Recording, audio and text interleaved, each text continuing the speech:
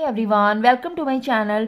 Today we will take a new question of exercise 9.1. So 9.1 में question number 3 is a contractor plans to install 2 slides for the children to play in a park. For the children below the age of 5 years, he prefers to have a slide whose top is at a height of 1.5 meter and is inclined at an angle of 30 degree to the ground. Whereas elder children wants to have a steep slide at a height of 3 meter and is inclined an angle of 60 degree to the ground. What should be the length of slide in each case? देखो question में simply क्या बोल रहा है कि कोई एक contractor है जो क्या कर रहा है, पार्क में 2 स्लाइड्स लगाने की प्लानिंग कर रहा है फॉर चिल्ड्रन. ठीक है, अब उसने यहाँ पे देखो 2 कंडीशंस रखी है.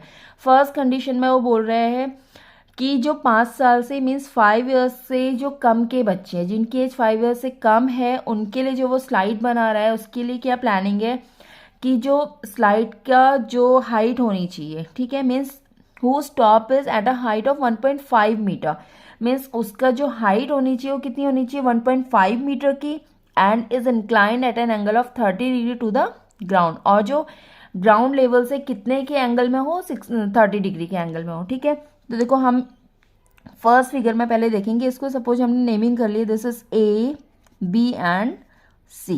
ठीक है, इसकी जो हाइट है, ठीक है, वो कितनी होनी चाहिए 1.5 metre and is inclined at an angle of 30 degree to the ground. ये ग्राउंड लेवल से कितने का एंगल बनाएगा 30 डिग्री का. Is it clear? आगे बोल रहे हैं where is elder children he wants to have a steep slide at a height of 3 metre and is inclined an angle of 60 degree to the ground. इसी की जगह जहाँ पे बड़े बच्चे हैं, बड़े बच्चों के लिए जो प्लानिंग कर रहा है उसमें है कि जो स्लाइड है उसकी हाइट कितनी होनी चाहिए 3 मीटर एंड जो ग्राउंड लेवल से कितने के एंगल में होगा 60 डिग्री के. Is it clear? तो यहाँ पे देखो आपको क्या करना है, you have to find out the length of the slide in each case. Now you have 2 cases, first case is this one, second case is this one. दोनों केसेस में आपको क्या करना है, you have to find out height of the slide. Means this is the slide, तो आपको क्या करना है, इस केस में AC फाइंड आउट करना है and in this case you have to find out DF. तो देखो हम कैसे करेंगे. सबसे पहले हम क्या करते हैं, will take in triangle ABC. ठीक है, अब देखो AC फाइंड आउट करना है. पहले मैंने आपको जो कॉन्सेप्ट बताया था, पंडित बद्री प्रसाद हर हर बोले. हमें निकालना क्या है, परपेंडिकुलर वी हैव, हमें निकालना है हाइपोटेनस, और ये रिलेशन किसका होता है, साइन का होता है. ठीक है, तो यहाँ पे क्या हो जाएगा, sine 30 degree equal to AB upon AC. ठीक है, साइन 30 की वैल्यू क्या होती है, sine 30 is 1/2, AB you have 1.5 and AC. ठीक है, तो क्रॉस मल्टीप्लाई हो जाएगा, तो यहाँ पे क्या होगा, AC equal to 1.5 into 2 means AC equal to क्या हो जाएगा, जब इसे मल्टीप्लाई करेंगे 3.0, और you can say that AC equal to 3 meter. ठीक है, इतना समझ में आया. नेक्स्ट कंडीशन है ये वाली, इसमें हमें लेना है इन ट्राइंगल DEF. यहाँ पे देखो एंगल कितने का बन रहा है, 60 डिग्री का बन रहा है, तो साइन 60 डिग्री क्या हो जाएगा, DE upon DF. Is it clear?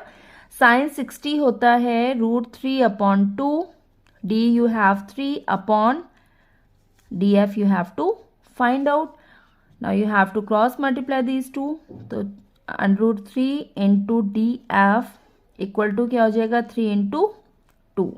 तो यहाँ से DF इक्वल टू क्या हो जाएगा 3 2 6 upon √3. √3 you have to remove. ठीक है, तो यहाँ पे हम क्या करेंगे, √3 से ऊपर नीचे क्या करते हैं, मल्टीप्लाई कर देते हैं. तो DF इक्वल टू क्या हो जाएगा 6 √3 अपॉन 3, बिकॉज √3 और √3 का जब मल्टीप्लाई होता है तो रूट रिमूव हो जाएगा. 3 2 6 मीन्स ये कितना आ गया 2√3 मीटर. तो यहाँ पे आप क्या लिखोगे, therefore the length of the slide, therefore the length of the slide in each case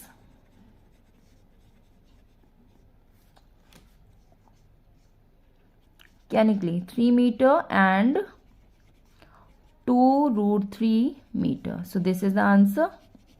समझ में आ गया हमने क्या किया.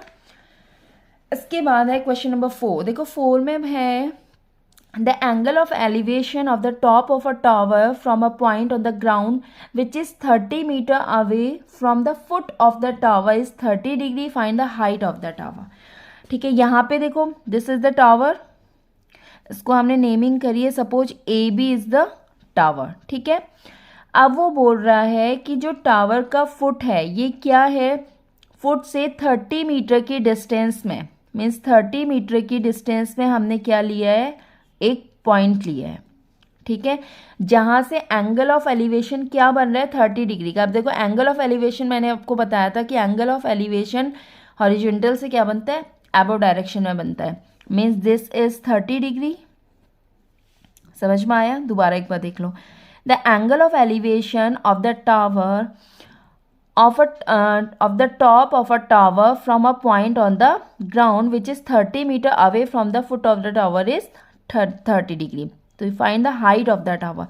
Suppose this is a tower. ठीक है, ये टावर है.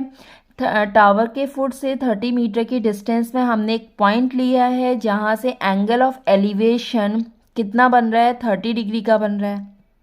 ठीक है, आपको क्या निकालना है, you have to find out the height of the tower. Means A B you have to find out.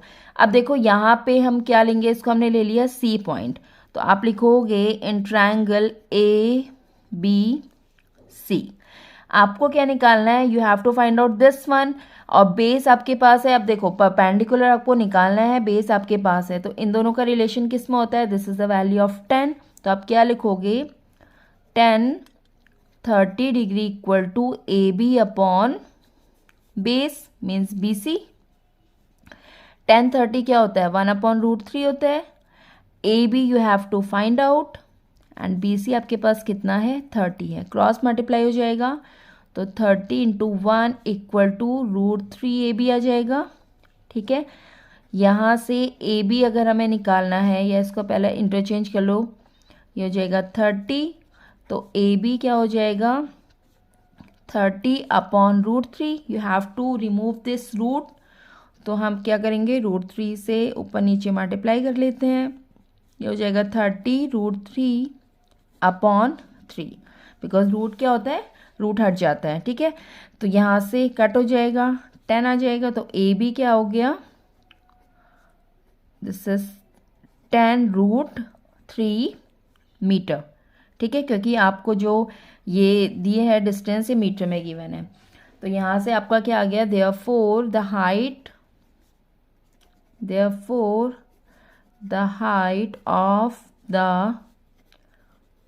Tower is 10√3 meter. This is the answer. समझ में आया. So this is done for the day. Question number 3 and 4 we have completed today. If you have any doubts, so please do me a comment in my comment section, and remaining questions we will do in our next class. So thanks for the day.